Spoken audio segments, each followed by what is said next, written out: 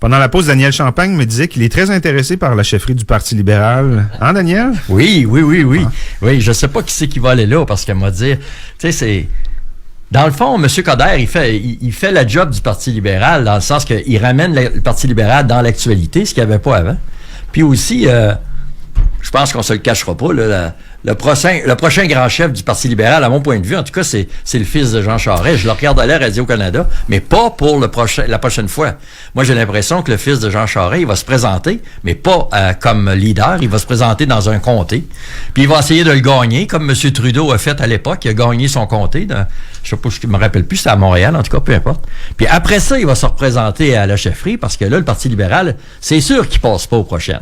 Alors, ça prend quasiment un kamikaze pour aller comme chef, mais qu'est-ce que tu veux? Peut-être que M. Coderre, c'est lui qui va gagner dans le fond, parce qu'il n'y en aura pas d'autres, tu sais, puis ils vont dire, lui, on va le prendre en attendant que l'autre arrive. Mais ça fait bizarre de voir ce monsieur, n'est-ce pas? D'un certain âge, quoi. Mais ça me fait rire qu'on parle du fils de Jean Charest déjà alors qu'il n'a même pas passé le baptême du feu de l'électorat. C'est-à-dire, il y a quand même une étape là, à franchir avant qu'on commence à penser à un dauphin comme ça pour un parti politique, c'est qu'il gagne au moins une élection. Ce garçon-là, il est c'est un universitaire, hein, c'est un cérébral, bon, c'est comme ça qu'on le présente en tout cas, là, un intellectuel. Tout à fait. Mais tu l'imagines-tu à la sortie d'une station de métro, serrer des mains est-ce qu'il a la gouaille, puis l'espèce de faconde, puis d'éloquence qu'il faut pour convaincre le monde de voter pour lui? Il y a quand même un jeu de serrage de main qu'il faut jouer. Justin Trudeau montrait des dispositions pour ça. Il les montre encore. C'est un comédien, il les montre encore. On a beau dire, regarde, à la suite, quand il a gagné ses premières élections, puis il a fait la même chose aux dernières. Hein, le lendemain matin, à 6h du matin, il était dans le métro. Il est bon là-dedans, Trudeau. Exact. Le fils Charest, est-ce qu'il est bon là-dedans? On le sait pas. On le sait pas. Mais il s'en vient. Il s'en vient comme une balle. Moi, je le vois venir. Là. Ah oui, écoute, je l'écoute à Radio-Canada. Parce que là, pour le moment, c'est juste un nom de famille. C'est Charest, c'est tout. Ouais. Ouais, mais c'est un très bon analyste. Là. Radio-Canada, il est très bon. C'est sûr qu'il est de droite, là. On s'en le cachera pas. Mais moi, je le trouve pas mauvais. Je voterai jamais pour lui, là. Mais en tout cas, il s'en vient. D'après moi, il s'en vient. Bon, on revient-tu à nos sujets, Venons à nos sujets. Veux-tu qu'on commence par parler de cette caricature que tu m'as envoyée? Parce que les dernières fois que je t'ai reçu, tu m'as beaucoup parlé du système d'éducation à 2 vitesses, 3 vitesses. Puis à un moment donné, je t'avais demandé, explique-moi, Daniel, qu'est-ce que tu entends par éducation à 3 vitesses? Puis le hasard fait bien les choses. Il y a une caricature qui est parue ces derniers jours. C'est ça. Où? Chez Québécois? Ou je sais dans pas. Le Soleil, en tout cas. Je pense que c'est dans la Presse Plus, mais peu importe. Elle était bonne, la caricature, en plus, dans le sens qu'elle démontrait très bien, là. Alors, les gens qui nous regardent sur Facebook en visio peuvent la voir actuellement. L'école à 3 vitesses, donc, on voit une espèce de vaisseau spatial méga propulsé qui passe au-dessus des autos qui font la file sur une route, puis c'est écrit école privée sur le vaisseau spatial. Donc, on voit qu'il passe devant tout le monde. Ça, c'est la vitesse rapide, mettons. La vitesse de choix. Deuxième vitesse, c'est des programmes spécifiques. C'est de ça dont tu me parlais souvent. Donc, des programmes comme le programme international. Le programme d'éducation internationale, ProTIC pour l'informatique. Comment on dit ça? Donc, option sport, option musique, peu importe, là. Le caricaturiste décrit ça sous la forme d'un autobus qui roule sur une voie spécifique dénuée de tout trafic. Tout est dégagé, tout va bien. Puis finalement, troisième vitesse, l'école publique. Là, c'est un autobus en panne rempli d'enfants qui est poussé par ce qu'on pourrait penser être des parents et des employés qui sont exténués. Ouais, mais tu sais, cette fameuse école à 3 vitesses, on n'arrête pas d'en parler, puis on en parle de plus en plus, heureusement. Il y avait un très bon article hier dans le Journal de Québec de José Legault. Et son article est intitulé « L'école à 3 vitesses est l'éléphant dans la classe ». Puis elle explique très bien que ça, c'est un problème qu'on ne veut pas régler et qui va faire en sorte que je te dirais, au mois de septembre, déjà, les profs vont dire « ça marche pas dans nos classes ». Puis là, pourtant, ils viennent de signer une convention collective, puis on n'arrête pas de leur dire « hey, c'est une bonne convention, vous allez voir, ça va bien aller ». Mais le problème avec l'école à 3 vitesses, c'est que la dernière vitesse, la troisième, c'est là qu'il y a le plus de jeunes encore. Puis là, je veux juste rappeler aux gens que dans la région de Québec, comme dans la région de Montréal, comme dans les grands centres, je sais pas si on peut dire qu'on est chanceux, mais ça existe, l'école à 3 vitesses.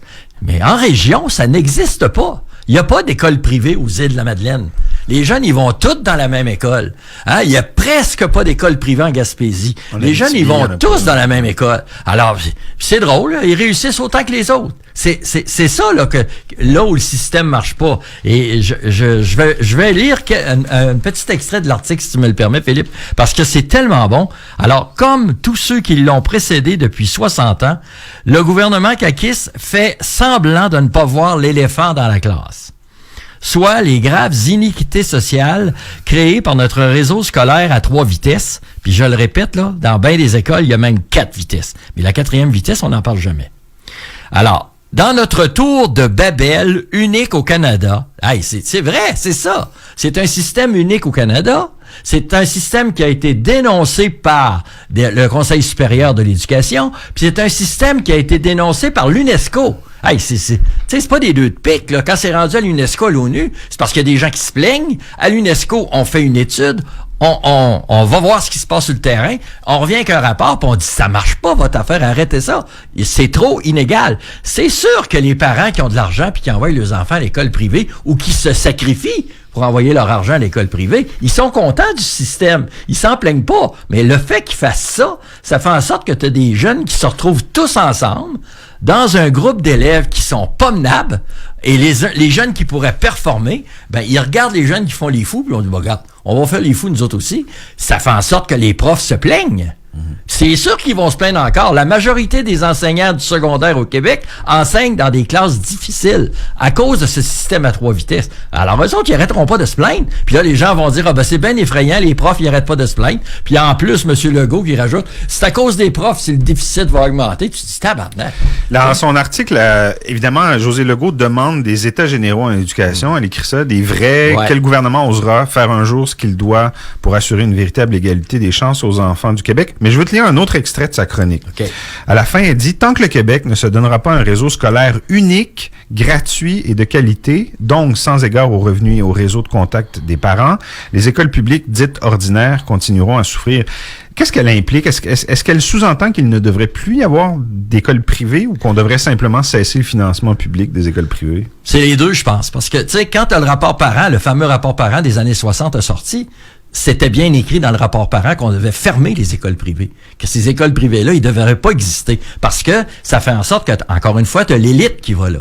Sauf qu'il y a eu tellement de pression de la part des communautés religieuses à l'époque, qui étaient fortes encore dans les années 60, qu'on a toléré les écoles privées. Mais on avait dit qu'on les subventionnerait pas. Mais ils les ont subventionnées quand même. Alors, moi, étant donné que ça existe, ces écoles-là, je veux dire, t'as pas le choix de vivre avec. Sauf que tu peux essayer de remanier le système. Et comme ils ont fait en Europe, c'est pour ça que l'UNESCO, quand elle est venue voir ici, elle a dit, ben voyons donc, vous êtes encore au Moyen-Âge dans le système d'éducation. En Europe, ils ont vécu ça, puis ils ont tout scrappé ça. Sauf que là où il y avait des écoles privées fortes, ils les ont pas fermées. Ils ont arrêté de les subventionner, puis ils ont dit maintenant, en plus, les élèves que vous allez prendre, ça va être les élèves de votre quartier. Vous allez arrêter de voler des élèves un peu partout en leur fournissant le transport scolaire. OK? Parce que c'est ça en ce moment.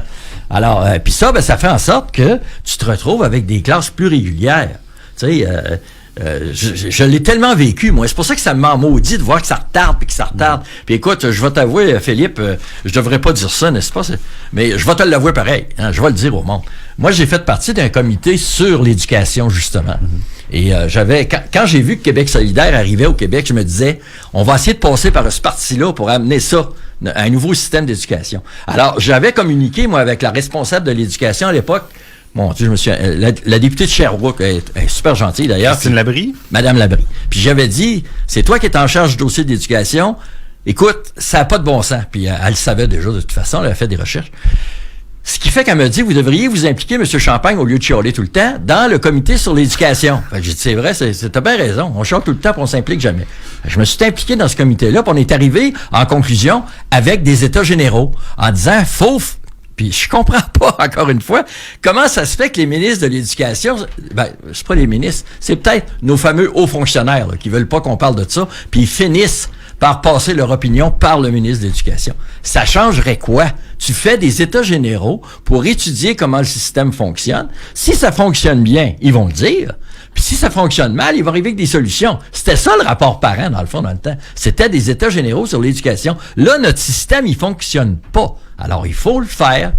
On est arrivé avec ça, sauf que quand est arrivé les élections, ben là, tu devines, pour différentes raisons. Notre projet n'a pas passé au niveau de QS, mais le projet a été adopté par le Parti québécois. Donc là, c'est le PQ qui a volé les idées du QS. Mais comme le PQ n'a pas passé plus, mais moi, j'ai l'impression qu'aux prochaines élections, je pense que ça va arriver. Et c'est extrêmement important de faire ça. À chaque fois que je prenais la parole, je disais toujours, écoutez, là, on est en train de scraper 50% de nos jeunes dans un système qui fonctionne pas. Comme je t'expliquais tantôt, c'est sûr que la personne qui envoie ses enfants à l'école privée, elle le voit pas, elle veut pas le voir. Puis les jeunes maintenant qui s'en vont au PEI, qui s'en vont au Protic dans nos écoles publiques, ils sont bien contents, ils sont à part, puis c'est tous des jeunes enrichis qui sont ensemble. Mais ça fait en sorte que les derniers, c'est épouvantable de faire ça. Ça n'a pas de bon sens. Tu voulais nous parler aussi de François Legault, qui, à demi-mot, a laissé sous-entendre que, d'une part, on aurait un budget déficitaire, largement déficitaire en mars, et que ce serait... Enfin, il l'a pas dit comme ça, évidemment, mais c'est comme ça que beaucoup d'observateurs l'ont interprété. Ce serait de la faute des syndiqués de la fonction publique à qui on aurait donné trop de bonbons pendant les négociations. Ouais, là, regarde, Philippe, ce que je veux dire là-dessus, c'est que c'est peut-être vrai, tu sais. C'est peut-être vrai qu'à cause de la négociation du secteur public, ça a fait en sorte que le déficit va être plus gros, parce qu'on avait prévu certains chiffres. Puis là, on s'est dit, ben, ça n'a pas d'allure, puis la pression était forte. Puis je te rappelle qu'au moment de la grève, tout le monde le disait, je l'ai dit moi-même, c'est la première fois qu'on voyait les syndicats si forts, et surtout avoir l'appui du public. Fait que là, j'ai comme l'impression qu'ils ont paniqué, puis on se dit, on va lui donner ce qu'ils veulent, Christy, puis on va avoir la paix avec ça. C'est peut-être vrai. Mais pourquoi qu'il a sorti ça là? Dans une conférence de presse, un dimanche matin, où on devait faire le point sur les négociations, dire comment ça allait au niveau des profs qu'on était content, puis dire qu'on négociait encore avec la FIC, puis lui, il s'en va dire, vous savez, le prochain déficit, il va être énorme, puis c'est à cause de ça. On a trop donné d'argent à notre monde, mais c'est ça. Moi, je me mettais à la place du prof dimanche matin, ou lundi matin, là, qui entend ça, là. C'est de ma faute si le déficit va être plus gros. Il va avoir envie de dire, moi, si je le vois, je vois ici, avec une claque d'enfant. Ça n'a pas de bon sens de dire des affaires de même. Mais c'est se mettre beaucoup d'électeurs à dos aussi. Là, je veux dire, les syndiqués de la fonction publique au Québec, ils sont nombreux. Ils votent, ces gens-là. Tu sais, le fameux mystère Québec qu'on a parlé pendant longtemps, tu te rappelles? Hein? Comment ça se fait qu'à Québec, maintenant, ça vote conservateur, avant qu'avant, c'était tous des députés du PQ? Ben, c'est quoi? Pourquoi?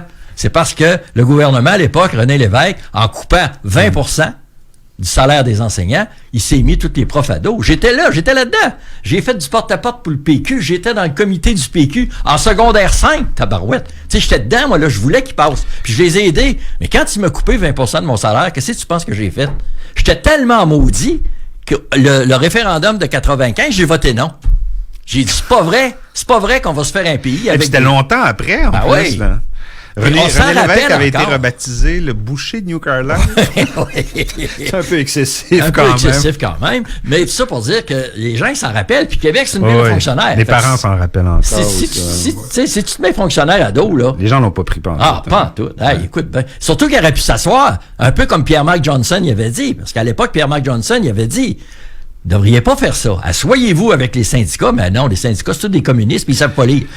Ouvrez vos livres. Ouais, mais la grogne dans ce cas-ci atteint clairement pas ce niveau-là. D'abord, la grogne dans ce cas-ci, d'ailleurs, les syndiqués les syndicats ont accepté une offre de principe, elle est présentée aux membres. Ouais. Ça se passe relativement bien dans les votes mais là, dans les différentes unités. Il n'y a pas de grogne, sauf que le premier ministre arrive et dit si on a un déficit, c'est de votre faute. Mais moi, je pense que ça, là, je pense que c'est un fake news. Dans le sens qu'il fait ça, là, puis quand va arriver le budget, là, il va dire on s'attendait à avoir un déficit de tant de milliards, mais c'est pas si pire que ça. Là, grâce à notre saine gestion, voilà. À nos talents comptables, on a réussi à ramener ça dans des proportions raisonnables. C'est toujours la même chose quand on parlait de négociation de convention collective. Quand on commence à négocier, le patron a des demandes épouvantables. Puis là, tu dis, ça n'a pas de maudit bon sens. Puis quand la négociation finit, tu reviens au statu quo, puis tout le monde est content. C'est une stratégie qui a fait ses preuves. Il y a un dernier sujet, Daniel, dont je veux qu'on parle aujourd'hui, c'est celui de l'intimidation. Il y a un fait divers, c'est presque pas un fait divers, là, c'est un fait, quasiment un fait de société qui a fait beaucoup jaser il y a une semaine à peu près. Ouais. Donc, ce parent qui est intervenu dans une cour d'école pour donner une taloche à un enfant dont il disait qu'il intimidait son fils à lui. Ouais. Ça t'inspire quoi, ça? Philippe, ça m'a rappelé tellement de bons souvenirs, n'est-ce pas? Parce que moi, j'étais jeune à l'époque, j'étais blond, j'avais les cheveux frisés, puis j'avais des grandes oreilles. Fait que, figure-toi comment... Petit Saint-Jean-Baptiste. Hey, ben je l'ai fait d'ailleurs. dans ma paroisse, à Saint-Casimir, il y avait une parade de la Saint-Jean-Baptiste, comme dans toutes les paroisses. Puis il m'avait installé sur le char allégorique avec le mouton, là. Et puis, ma mère était bien fière de moi. Mais... T'as été victime de brimades comme ça à l'école? Ouais. Mais... Tu sais, l'intimidation, ça a toujours été. Qu'est-ce que tu veux qu'on fasse avec ça? Ouais. Ça a toujours été. Moi, je me rappelle quand j'allais à l'école, comme je te disais, j'ai été intimidé, OK? Puis là, j'avais beau le dire au directeur. Tu sais, le directeur me disait, regarde, si tu veux, je te dis, moi, je peux pas tout voir. Puis là, si ça empire, tu me le diras. Mais regarde, à un moment donné, je suis arrivé à la maison en broyant, puis mon frère me dit, il dit, Daniel, le gars qui t'écœure, là, tant qu'il ne donnera pas un coup de poing dans le front, là, il va continuer à t'écœurer. Fait que la prochaine fois qu'il te donne une pichenotte en arrière des oreilles, tourne-toi de bord, puis ça existe un coup de poing dans le front. Tu vois, ça va être fini. Puis c'est exactement ce qui est arrivé. Qu'est-ce que tu veux que je te dise? C'est ce que tu as fait? Ben, regarde, il sortait, tu sors dans le cours de récréation, pète là, me revient de bord, paf, il tombe à terre, là, il était en joie le vent. Mais l'intimidation, comment combattre l'intimidation dans les écoles? Il y en a des choses qui se font. Il y a des gens qui sont nommés pour ça dans les écoles maintenant. Tu sais, ça prend de la place. Puis il y a même, à notre époque, quand j'étais au secondaire, un peu plus tard, on nommait des surveillants éducateurs. Puis les surveillants éducateurs, c'était les plus vieux de secondaire 5 qui se promenaient dans le cours d'école puis qui checkaient. Écoute, ça me faisait... On les appelait les SS de l'école parce qu'il y avait un bandeau ici, puis c'était marqué... Un brassard. Ah, tu sais, c'était marqué éducateur. Puis là, eux autres étaient supposés régler les problèmes d'intimidation. C'est qui tu penses qu'il avait pris comme agent? C'était tous les pires bombes. C'est un peu comme la police de Sainte-Foy quand elle a fait... Les gens de ma génération, ils ont connu ça, mais la police de Sainte-Foy municipale, quand ils ont fait le corps de police, ils ont fait un tour de toutes les paroisses. Dans ce cas-ci, le débat de société que ça a soulevé, c'est la pertinence qu'un parent intervienne physiquement comme ça. Oui, mais écoute... On peut évidemment pas... Mets-toi à la place du parent aussi, là, tu sais. Ton jeune arrive à la maison, puis il pleure, puis tu dis, garde, probablement qu'il a dit, comme mon frère a dit, garde, débrouille-toi, fais quelque chose, esprit.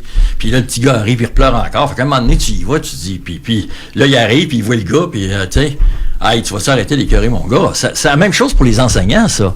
Hey, je sais pas si tu le sais, mais il y en a des affaires qui se passent dans les écoles, puis une chance que les parents savent pas ça, mais mets-toi à la place des enseignants, tu sais, je peux juste te raconter une fois, là, si ça te dérange pas, je vais te raconter ça. Puis j'aurais pu être mis à la porte. J'étais bien malheureux après d'avoir fait ça, mais je suis en train de donner mon cours, OK? Ma porte de classe m'a toujours ouverte. Puis, de biais avec ma porte de classe dans le corridor, c'est le bureau du psychologue, OK? Puis là, je commence à donner mon cours, puis je vois deux petites filles avec un voile. Ils venaient d'arriver. Probablement que le psychologue les avait dit, demain matin, venez voir. Alors, ils arrivent, puis ils s'installent devant la porte. Puis moi, je continue à donner mon cours. Puis les petites filles attendaient. D'un coup, j'entends beding, badang dans le corridor. On est en cours, là. Il ne suppose avoir personne dans le corridor. Fait que là, tout en continuant à donner mon cours, je me mets la tête dans le corridor. Il y avait un jeune qui arrivait de secondaire 2, que je connaissais parce que je l'avais eu en secondaire 1. Oui, Daniel, ton micro, assure-toi de le tourner comme ça, super, pour t'entendre bien. Donc, il y avait un jeune qui arrivait de secondaire 2, que j'avais connu en secondaire 1, un bon petit gars, mais moi, tu sais, les jeunes qui sont rendus en secondaire 2, quand tu les as eu en 1, t'es père de vue, puis bon, je m'en étais pas occupé, puis là, je le reconnais. Il était tout habillé en blanc. Il y a eu une mode comme ça, à un moment donné. Les puristes qui appelaient. Les puristes de la race. Ils défendaient la race blanche. Tu sais, pantalon blanc, puis camisole blanche, en secondaire 2. Là, je le regarde. Tu sais, puis il faisait du bruit dans le corridor. J'ai dit, hey, tu vas t'arrêter de faire un vacant? Je suis en train de donner mon cours. Il laisse ça de même. Je continue mon cours. Il s'avance vers les deux petites filles, parce que là, je le veux passer devant ma porte, puis il commence à les écœurer. Suprémaciste blanc, tu sais, parce que les petites filles avaient le voile, puis hey, là, moi, je suis pas capable d'endurer ça. Je sors dehors, j'ai dit, tu veux-tu t'en aller dans ta classe, toi? Ça fait 10 minutes que tu traînes dans le corridor. Il dit, toi, mon gros tabarnak, va donc chier. Hey. Tu sais, j'aurais dû me retenir, puis lui dire, écoute, mon ami, ce n'est pas comme cela qu'on parle à l'enseignant, mais je l'ai pogné par le cou, puis je l'ai rentré dans la case. Bang! Là, les pieds, ils touchaient plus à terre. J'ai dit, là, tu vas m'arrêter ça, ces niaiseries-là, puis j'ai dit, tu t'en vas dans ta classe? Puis j'ai dit, après ça, on s'en va chez la directrice. Fait que, là, je le vois rentrer dans sa classe en mathématiques. Là, moi, je suis en train de donner mon cours, puis je dis, là, je sais ce qu'il va faire. Il va faire la connerie dans la classe pour se faire mettre à la porte, pour sacrer son camp, pour pas qu'on s'en aille chez le directeur après, tu comprends bien. C'est exactement ce qu'il a fait. Puis au bout de 5 minutes, j'entends la porte qui rouvre, puis toi, va-t'en chez le directeur. Bon, j'ai dit, ça y est. Là, je sors dehors. J'ai dit, non. Là, j'ai dit, tu restes titre. J'ai dit, dans 5 minutes, ça sonne, puis j'ai dit, on s'en va chez le directeur. Mange la merde, tabarnak, puis là, il part encore. En tout cas, tu vois, là, quand j'ai réagi comme ça, après ça, sur le coup, tu te dis, qu'est-ce que j'ai fait là? Mais, tu sais, à un moment donné, t'es plus capable. Puis, tu sais, l'enseignement, tu travailles pas avec des boîtes, avec des cannes de tomates, là, tu travailles avec du monde.